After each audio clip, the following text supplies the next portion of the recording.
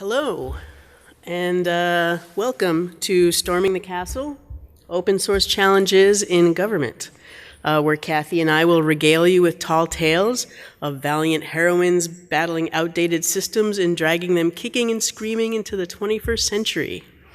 There will be fencing, pirates, torture, revenge, giants, battle of wits, chases, screaming eels, true love, and miracles. Doesn't sound too bad. I'll try and stay awake through this. Oh, wait, that's a different story. All right, let's go ahead and get started. My name is Morgan Sankel. This is me at work a week ago.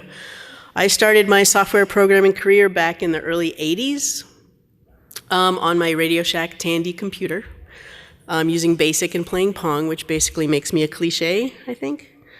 I remember helping my dad at his business when he bought his very first computer in about '85, which was an IBM clone made by a company called Leading Edge. I don't know if you've ever heard of that. It's pretty old. This was before Microsoft Windows and all that GUI fanciness. That was my first introduction to using command line interface. Also the last time I used a command line interface until recently. I then went on to do lots of non-computer related things until the very late 90s, when I realized that I really liked computer programming. I got myself Microsoft certified in VB6, which, trust me, was all the rage back in the late 90s, and started my first job working as a database consultant for a local medical research college called OHSU, upgrading genome databases from Access 2 to Access 95, which was fun.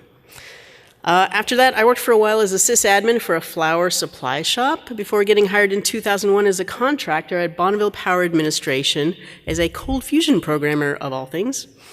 Cold fusion was gradually replaced at BPA with .NET, which is what I was using to build solutions until I left there a year ago to join Metal Toad, t-shirt, as a developer team lead, which is when I finally got to use my command line skills once again after 30 years. Hello, I'm Kathy Lee. I live in Portland, Oregon, we both do, where I've lived and worked for almost 20 years now. I'm originally from Lansing, Michigan, where I attended Michigan State University. My dad was a professor at Michigan State. He taught packaging engineering there. I can trace my love of computer programming back to my dad, who was always into all things computers and AV. He got us our very first Apple IIe way back in the early 1980s. And before we could slide in our first 5¼ floppy disk, he told us that we had to code a game before we could play a game. And I remember so many nights, my friend Kevin, childhood friend, is nodding. I remember many nights sitting around with him, adding on to our game, and I was only 8 years old at the time. Writing software and problem solving is like a hobby to me, and I feel so lucky to get paid what I love to do. I've been a software developer for over 15 years now, mostly in the Microsoft and Windows stack. First, a little context about where I work and where Morgan used to work. Bonneville Power Administration is a part of the US Department of Energy. However, it's self-funding, and it covers its costs by selling its products and services. BPA markets wholesale electrical power from 31 federal hydro projects in the Columbia River Basin, pictured here, one non-federal nuclear plant, and several other small non-federal power plants. Here, let's blow that map up just a little bit. All of those dots and squares are dams. That's a heck of a lot of dams. And here's a few more close-ups of dams. The dams are operated by the U.S. Army Corps of Engineers and the Bureau of Reclamation. About 1/3 of the electrical power used in the Northwest comes from BPA. BPA also operates and maintains about 3/4 of the high voltage transmission in its service territory. BPA service territory includes Idaho, Oregon, Washington, western Montana, parts of eastern Montana, California, Nevada, Utah, and Wyoming. At BPA, we've worked on lots of different applications, from ones that help hydroschedulers schedule the power that we generate, public e-discovery solutions, internal HR tracking systems, and public-facing contract management for energy efficiency and fish and wildlife. We worked on that project together. Currently, I'm working on rewriting a system that reads customer meters and sends usage data back so we can bill for it. Kind of an important application.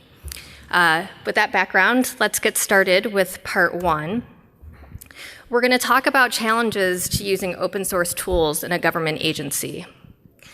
Our anecdotal evidence is confined to just working for Bonneville, though I'm sure there are common threads throughout all federal agencies. We've just never worked for other federal agencies, but I'm sure they're all a little different. BPA is a little weird because we're under the Department of Energy, but we feel a little bit like our own thing. Incidentally, this website here is the Department of Energy website, which uses Drupal, which is open source. Because BPA is self-funding, we don't go through the same appropriations process as other agencies do. And when there are government shutdowns, like we all heard about sequestration, we are not affected. So on to a personal story of a usage challenge. Our first basic challenge is quite simply access. At BPA, we have clearly defined domain regions separating our environments. So email, SharePoint, and our physical machines reside in the production domain, and all of our development is done on virtual machines, which are in the development domain. They have our development domain super locked down, and they continue to lock it down more and more. So here's a recent story. Our software architects, we have two of them, gave my project a directive that we should use the enterprise library when we connect to Oracle. If you've ever been an Oracle application developer and you find yourself needing to be one, you're in for a hugely frustrating ride. I've spent hours of my life that I will never get back staring at articles about ref cursors. And if you don't know what that is, then just consider yourself lucky and hope you never have to hear that word ever again.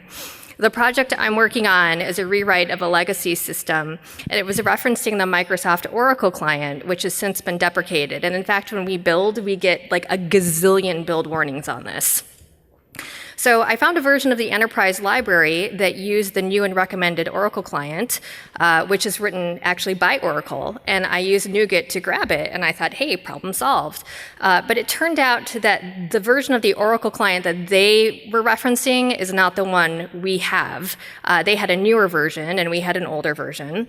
And I did broach the subject of upgrading all of our environments to the newer version, which seemed like a good idea, but it was shot down as too risky.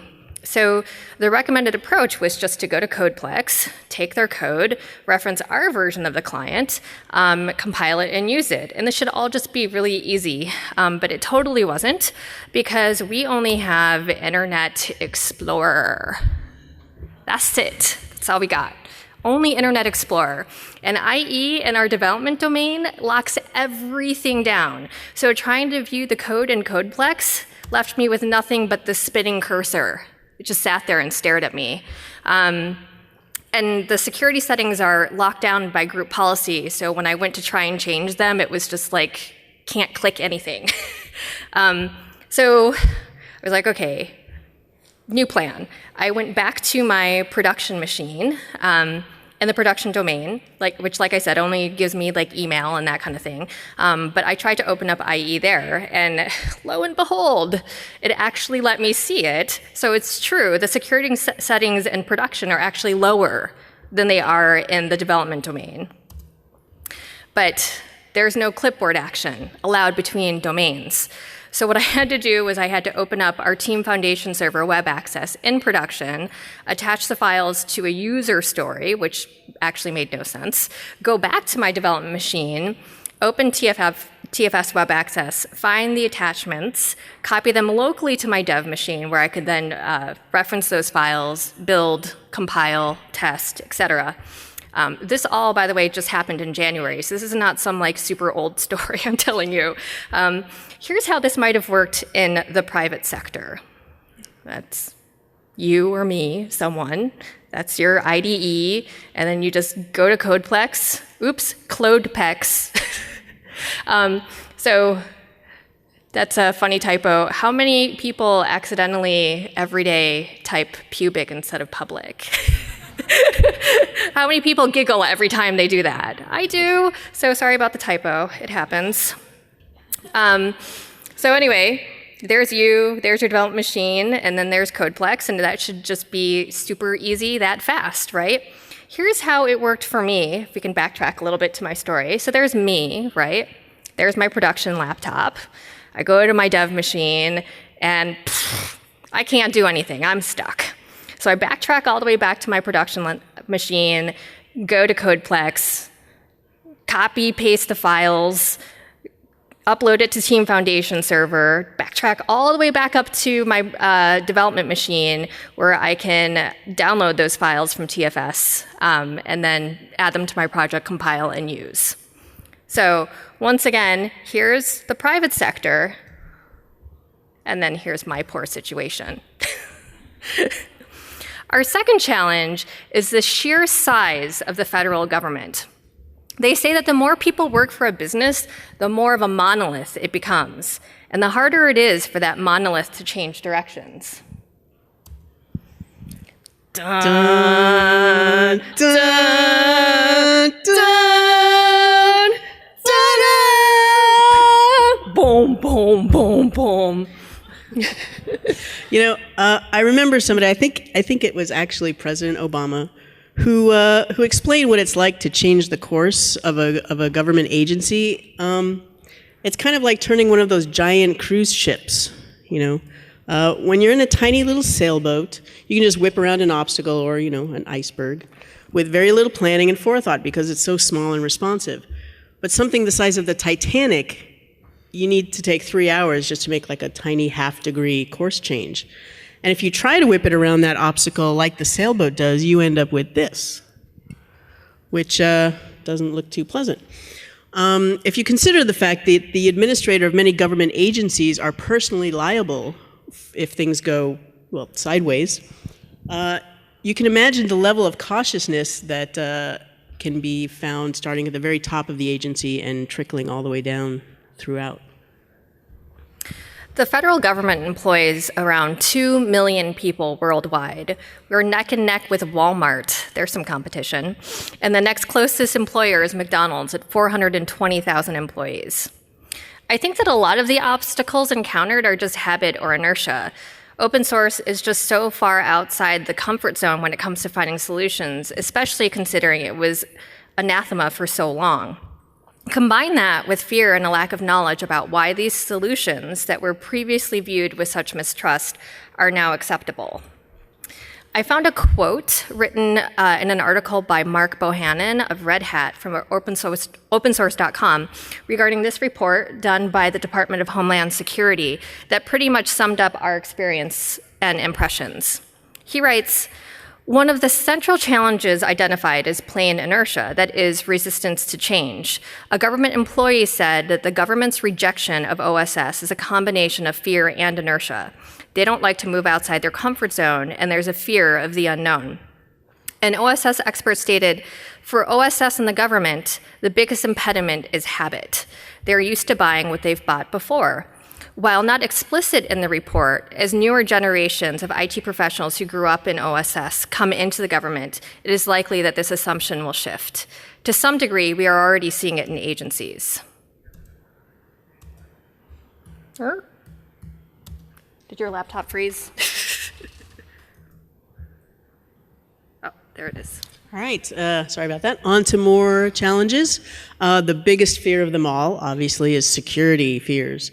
High-profile recent cyber attacks have heightened security focus across the government, and across the board, we've been seeing increasingly restrictive policies to avoid any more breaches. I'm going to put this down. First, we have the OPM attack. Over 20 million employees, contractors, former employees, and former contractors affected, including me. And me. And you. And you. And you. And you. Yes. Everyone. Everybody here has been affected. How's your data integrity plan working?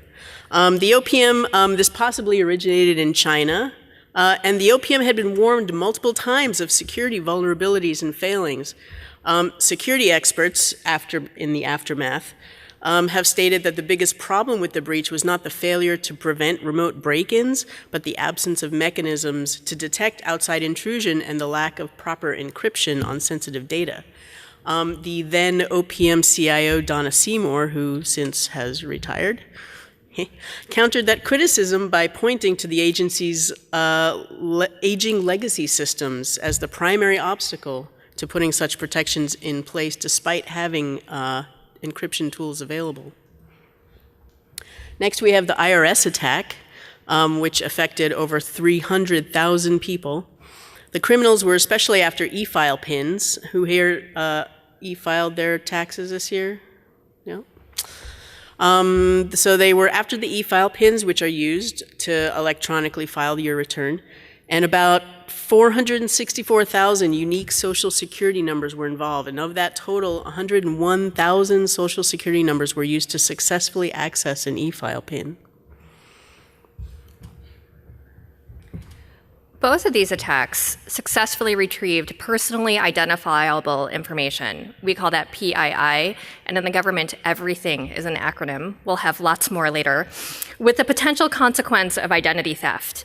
Both attacks also compromise the public's trust in the federal government's ability to keep your personal information safe.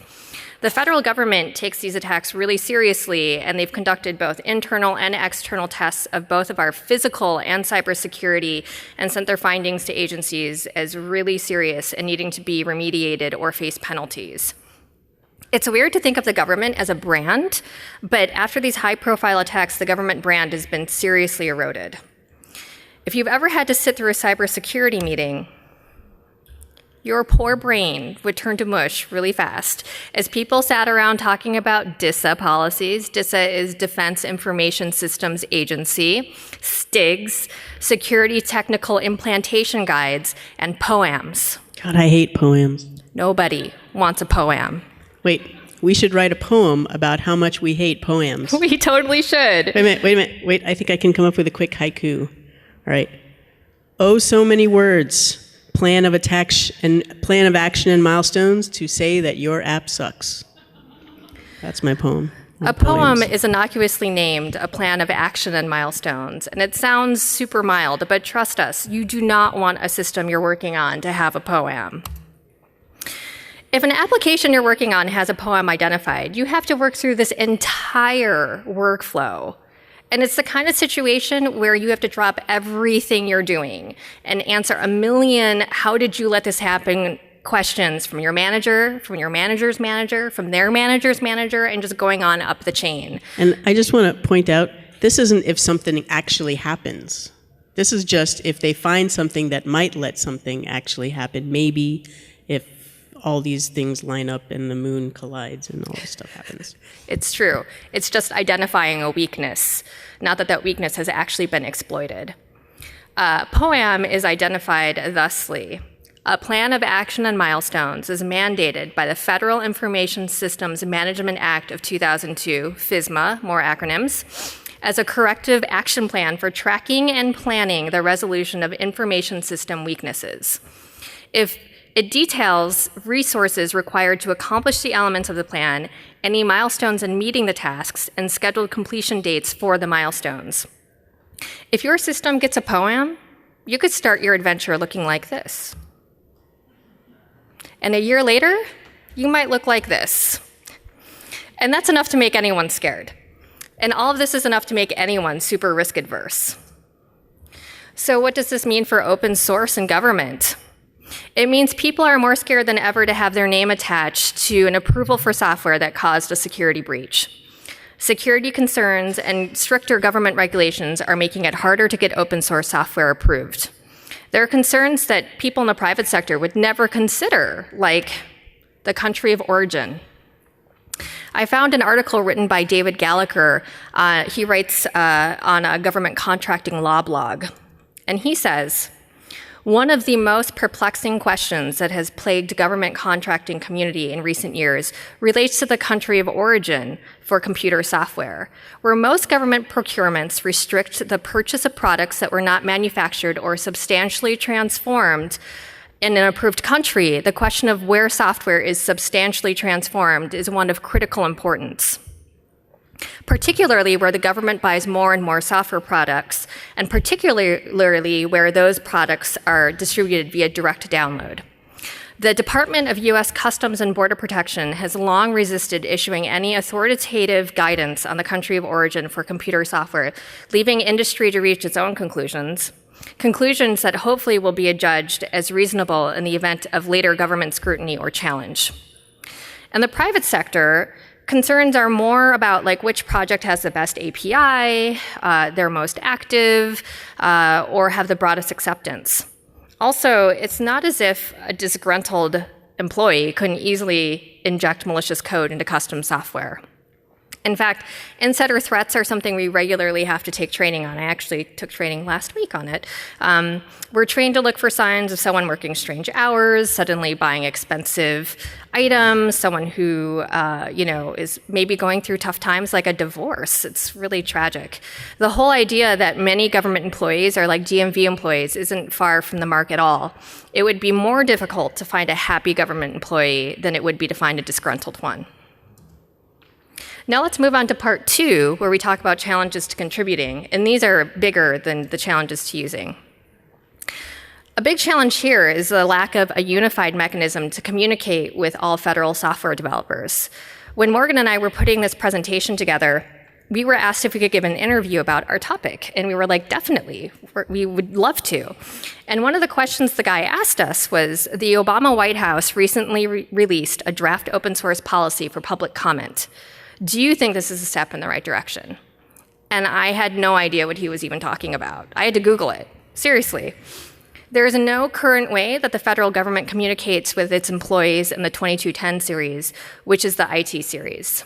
And that doesn't even take into consideration the fact that for all the government employees in IT, there are thousands more government IT contract employees which are considered almost second-class citizens at times. So we really need to plug them into this communication as well. As we were researching for this presentation, we found open source projects the government employees were contributing to, like data.gov and Open Government. But we had never heard of these projects or initiatives, and I had no idea how I would even start going about contributing to them. It would be really nice if someone like Megan Smith, who's the CTO of the White House, would find a way to ask all of us to contribute and give us a clear path to do so. A clear path might look something like this: a focused communication, probably via email, to all IT federal employees and contractors to help contribute to an open source project. A common work order to charge to, and a message to managers that this is a supported project which employees and contractors can spend up to X amount of hours on per week. Which brings us to our next big challenge. Money. Who's going to pay for all this? Let's imagine for a moment that we have developer X, and she's working on a project with usages beyond just what her project needs. Developer X works for the federal government, and she wants to find out how she can start an open source project. The very first hurdle Developer X will come to is her manager being like, what? Why would you want to do that? I don't understand. It's so outside anything they ever think about. And hurdle number 2 will be, okay, I get why you want to do this, but who is going to pay for it? And this is really the biggest hurdle. As government employees, we can't do anything at all without a work order, something to charge our time to. But that work order will only have so much money, and it's not a never-ending bucket of cash. And I'm sure you guys probably would like that, right? We all pay taxes. There has to be a limit. But even getting a tiny little bucket is really hard. If you work for an agency that doesn't self-fund, like Bonneville, you have to go through appropriations. We're lucky we don't have to go through that, but they do, and there are approvals and never-ending stacks of paperwork, executive sign-off. All of these things have to occur before you get a work order. But despite all of these challenges I've mentioned, and probably even more that I haven't, the landscape is actually changing and improving. I'm going to let Morgan now talk about changing trends and the changing government open source landscape. All right, thank you, Kathy. So welcome to part 3, where we talk about how the tide is changing. And I just want to point out that's a tide chart, which makes me laugh. I don't know if it makes you laugh, but it makes me laugh, so I put it in there. Now, if you do a Google search for open source in the federal government, You get lots of promising sounding articles and data that says not only is open source software good for the government, but usage is increasing. But is it really? You know, we did a bit of research into the actual usage across the federal government, and we discovered some interesting information. Now, first of all, in the world of federal web-based public and internal-facing portals, open source does have a pretty significant foothold. As you can see, Drupal has a huge percentage of the federal website pie. Here's a quote from Benjamin Balter, who was part of the president's federal IT team in 2012. He says, Drupal powers twice as many federal government websites as every other CMS combined. That's more than 6 Drupal sites for every 1 WordPress. That is a lot of open source websites. Incidentally, Ben went from the White House to become the first federal bureaucrat to work for GitHub, which is pretty awesome. That is truly a testament of the increasing adoption of open source by the government. However, while it is true that Drupal is seeing a great amount of adoption in the federal CMS workspace, if you dig a little further, you find that wide, active open source adoption at all levels of federal government is a bit less promising. So let's take a look at some reflective data. Here's a snapshot of federal GitHub user data, which took a little bit of red tape hurdling to get to, and I want to give a shout out to Jamie at GitHub for getting me hurdling all that red tape and getting me these numbers. We can see that the ratio of total government IT employees to the approximate number of GitHub users who actively contribute to federally marked GitHub repositories is kind of low, about less than a quarter. And the federal employees total does not take into account federally employed IT contract personnel. Both Kathy and I started in the federal government as IT contract employees of Bonneville and were later converted to federal employees. So we kind of have a good insight into that. I would estimate that that there's probably 25% more federal IT contract personnel as there are IT.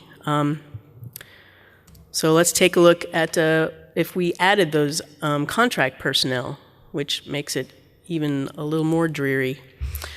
So 25% increase is a pretty conservative estimate, I feel. So this is what the ratio would look like with those 25% added.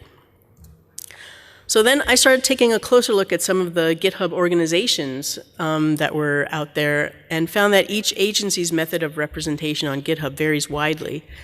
Taking a look at the Department of Energy, which BPA is a part of, you have examples of highly active, value-added, and well-documented repositories like this one, which is from the DOE's Climate Research Facility, which houses repositories for a weather radar data toolkit written in Python. Being a Python newbie, I'm pretty much enjoying that a lot. As you can see, this primary repo of theirs is extremely well maintained, with continuous build integration, clear licensing distribution noted in the README, and a very active contribution. Compare that to this repository, which purports to be the central repository for all open data and APIs for the entire Department of Energy. Yeah. Rather ambitious. I don't think this is an actual DOE repo, though, so full disclosure. So not surprisingly, however, if you search for BPA or Bonneville Power Administration, you get this. Nada.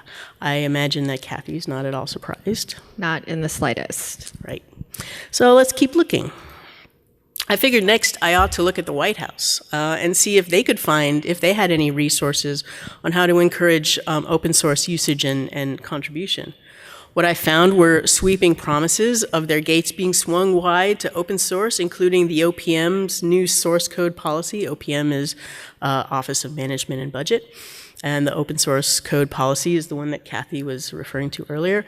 We find links to groups and organizations with helpful resources and articles and blog posts about which tout the benefits of open source in government and how much time and money will be saved.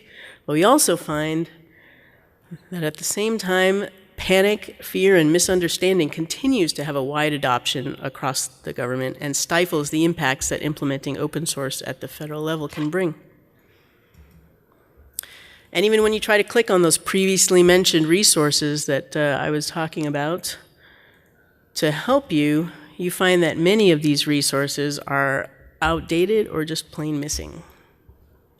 I actually clicked on all, yeah, okay. Right, even the White House is still trying to catch up. This is the Project Open Source website that they reference in their request for comment.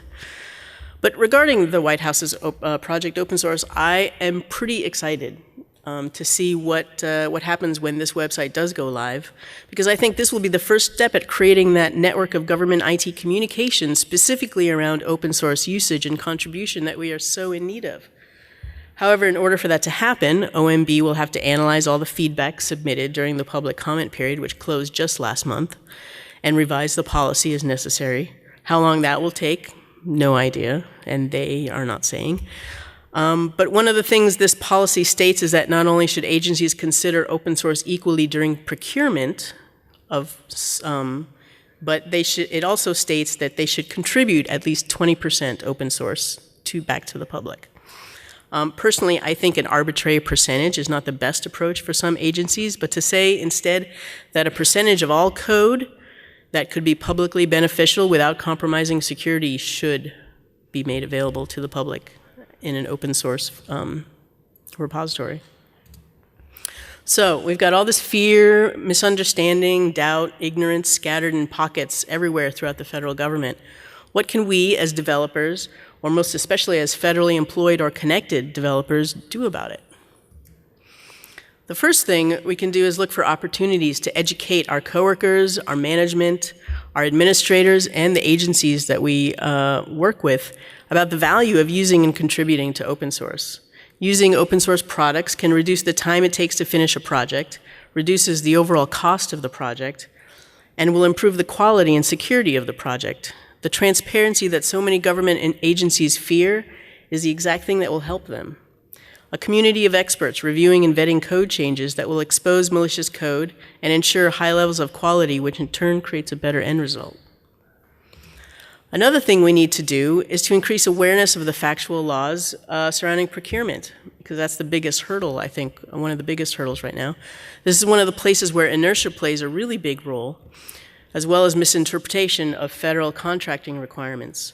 When government agencies look for new software, they will sometimes assume incorrectly that open source software does not meet the contract requirements and therefore should not even be considered as a potential commercial product. For a long time, government procurement and contracting officials have mistakenly assumed that open source products were forbidden from being considered when they search for software solutions known as COTS, or commercial off-the-shelf products. That draft federal open source policy is the third update to the OMB procurement policy that addresses software. But this is not the first time open source has been encouraged by OMB. As far back as 2004, 12 years ago, the OMB issued a reminder regarding software purchases, and while it did not exactly encourage agencies to pursue open source software at the time, it did place open source on equal footing to proprietary solutions. I guess that message just kind of didn't get through. And as you can see, this is the second step. It's an addendum to the open source policy that OMB just issued. This is the second step of the procurement analysis. Open source software is clearly to be considered equally along with proprietary solutions. So I, for one, am very anxious to see this draft policy become finalized so agencies can start using it.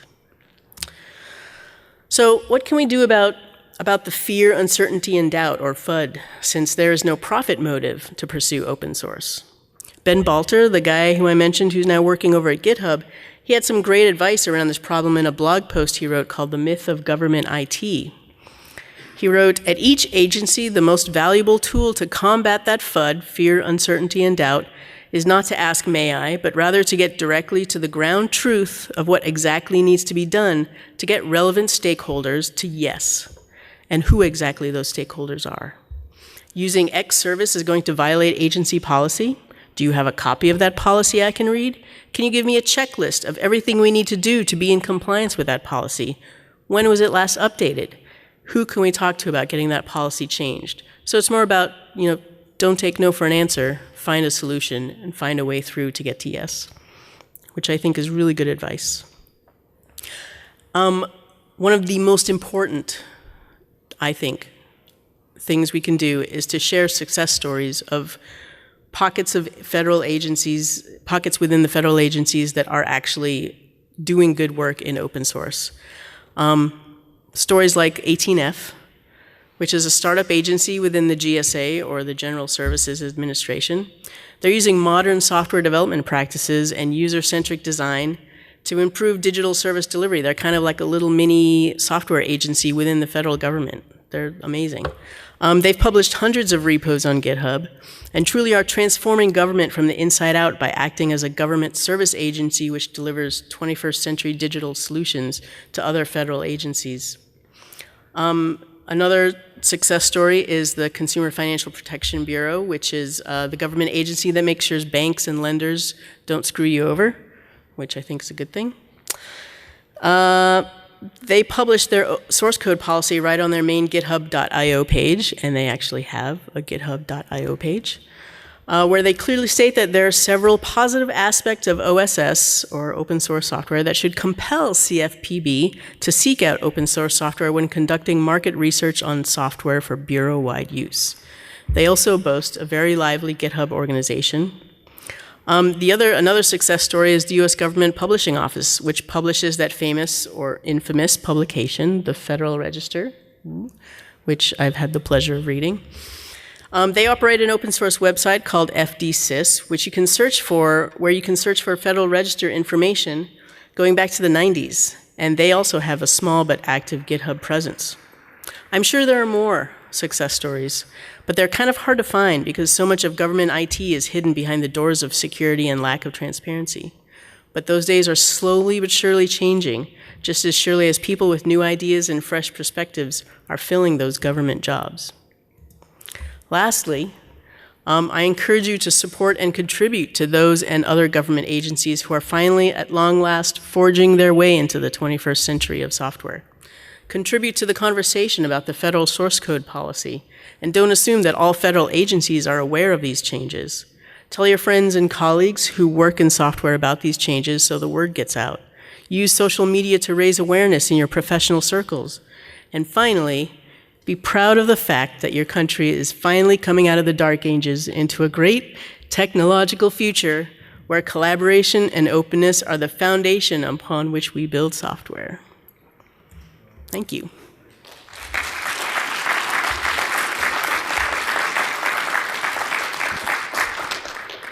So at this point, Kathy and I would be happy to take some questions if you want to pop over to the mic over there. If you've got any, we're listening. Also, we've got a list of resources that we can hand out. You had asked or said earlier, point number 4 was sharing instances of success. This is more just a statement, I'm sorry, but it's quick. One instance of success is that in 2012, NSA released its cloud-based code repository to Apache license, and is now Cumulo. So the DoD is actively still contributing to that open source. That's awesome. Awesome. So that was the NSA, you said? Yes, you can Google NSA releases cloud-based or DoD releases cloud-based. It's Cool. basically a row-level management for things like HBase, or similar to things like HBase, but it includes security mechanisms that the outside world usually doesn't care about, like classifications. Right. And I think that's one of the biggest hurdles to consuming open source is that government requirements for security are so much more stringent and different from business or anywhere else. Yeah, that most products have to, unless they're specifically targeted towards government, they won't meet government requirements. And that's another thing that I came across as a blockage is that agencies have to see that software solutions meet their needs 100%, instead of just looking for those software solutions that are the best fit at 80% and then just tweaking them to get to that, to make them meet their needs. Yeah. I think I know the answer to this. Forgive me if it's a dumb question, but what do you think the ratio or the percentage of people who just say, fuck it, I just can't handle this and quit? You're looking at one right here. I think about it. I think There you about go. it a lot. I Yes. consider other job opportunities a lot. Yeah. It's kind of and like a fantasy that lets me continue. It's not a fantasy, Kathy. I'm living the dream. Question was related to that one. I mean, how we hang in there.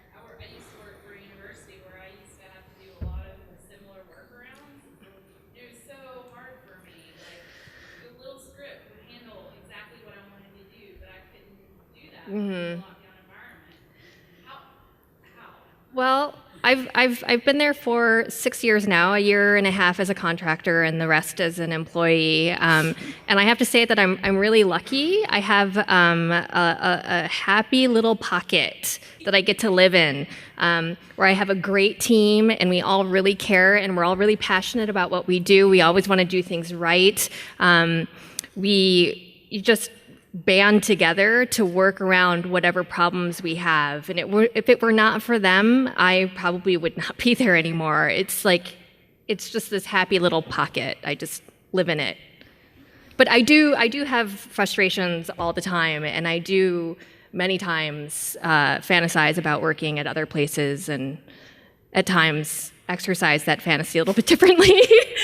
And I was not in that happy little pocket that Kathy was in because she left it.